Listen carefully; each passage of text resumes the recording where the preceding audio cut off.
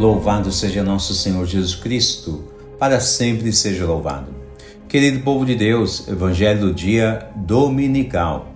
O Senhor esteja convosco, Ele está no meio de nós. Proclamação do Evangelho de Jesus Cristo segundo São João. Glória a vós, Senhor. Naquele tempo, João estava de novo com 2 de seus discípulos, e vendo Jesus passar, disse: Eis o Cordeiro de Deus. Ouvindo essas palavras, os 2 discípulos seguiram Jesus. Voltando-se para eles e vendo que o estavam seguindo, Jesus perguntou: O que estáis procurando? Eles disseram: Rabi, que quer dizer mestre, onde moras? Jesus respondeu: Vinde ver. Foram, pois, ver onde ele morava, e nesse dia permaneceram com ele. E era por volta das 4 da tarde. André, irmão de Simão Pedro, era um dos 2 discípulos que ouviram a palavra de João e seguiram Jesus. Ele foi encontrar primeiro seu irmão Simão e lhe disse: Encontramos o Messias, que quer dizer Cristo. Então André conduziu Simão a Jesus. Jesus olhou bem para ele e disse: Tu és Simão, filho de João. Tu serás chamado Cefas, que quer dizer pedra. Palavra da salvação. Glória a vós, Senhor.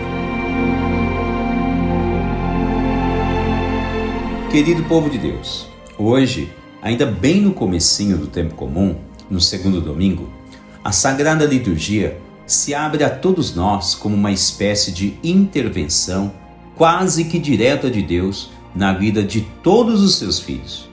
É muito interessante a dinâmica que vemos hoje na liturgia, entre tantos aspectos que poderíamos também vislumbrar.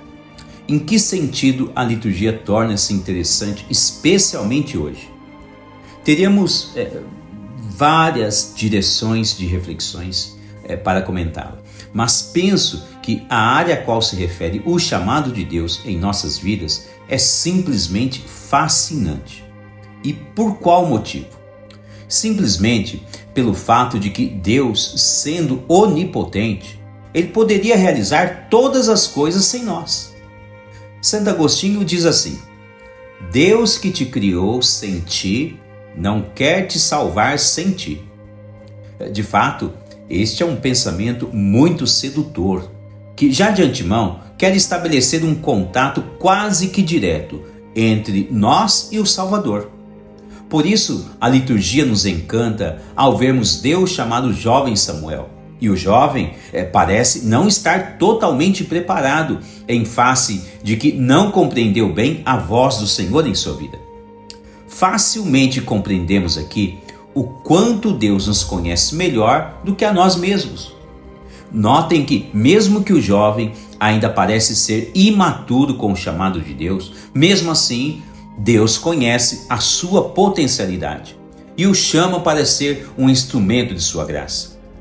Do mesmo modo, o qual o jovem teve suas dificuldades para entender o chamado de Deus em sua vida, semelhantemente, pode acontecer com cada um de nós. De fato, o mundo secularizado é tentador e sempre tenta nos enganar com as coisas santas que se referem a Deus.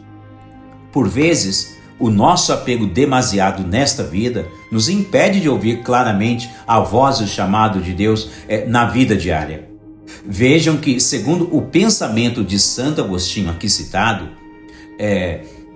Deus quer contar com cada um de nós e quer nos incluir neste grandioso mistério, pois mesmo que cada um de nós sejamos pessoas frágeis, mesmo assim Ele quer nos envolver em seu projeto de salvação, seja para ajudar a salvar a nossa própria alma ou também que nós sejamos instrumentos para a salvação de outras pessoas.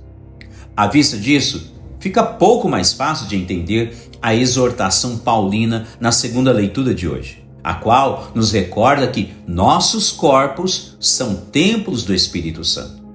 Devemos aprender a cuidar bem de nossa vida corporal e nunca se esquecer que recebemos de Deus uma alma que dá vida corpórea a cada um de nós. Por esse motivo, Deus nos chama a viver junto dele, precisamente como vemos acontecer no Evangelho de hoje. Aliás, o Evangelho de hoje nos conduz pouco mais adiante. visto que os primeiros discípulos de Jesus querem estar com ele. Ou seja, esses discípulos do Evangelho aceitaram a orientação de João Batista para seguir o Cordeiro de Deus, visto que o Cordeiro de Deus é aquele que será sacrificado para salvar a todos nós. O exemplo desses dois discípulos é simplesmente fenomenal e ao mesmo tempo muito intrigante, pois na prática religiosa eles enxergaram algo além do normal na vida de Jesus. O que significa que este momento da graça operada em suas vidas igualmente pode acontecer na vida de cada um de nós. Isto é, se nos abrirmos a esta experiência maravilhosa de ir ao encontro de Jesus. Todos nós deveríamos desejar ardentemente encontrar-se com Jesus.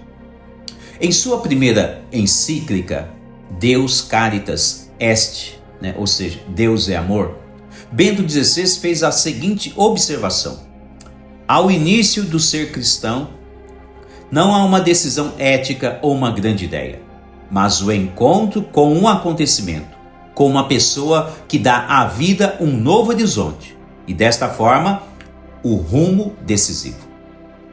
Segundo a visão de Bento XVI, qualquer pessoa que tem um encontro real e verdadeiro com Jesus obtém do próprio Deus novo rumo para a sua vida.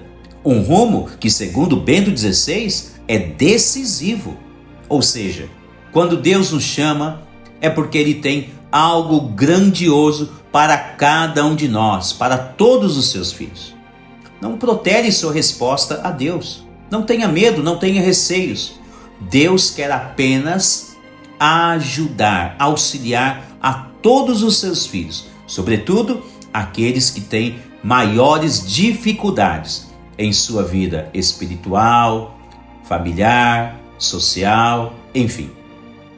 Imitemos Samuel na primeira leitura de hoje, que após ter sido orientado sobre o seu chamado mediante Deus, ele soube ter coragem e dizer sim a Deus. Imitemos o apóstolo Paulo, citado na segunda leitura, que entregou não somente o seu corpo, mas também toda a sua vida ao chamado de Deus. Imitemos os discípulos no Evangelho de hoje, que além de ouvir e ficar com o Mestre aprendendo, também foram anunciar esta maravilha em sua casa, em seus lares. O que levou o irmão de André, Simão, a se encontrar com Jesus, aquele que se tornou o primeiro Papa da Igreja. Deus abençoe você e toda a sua família.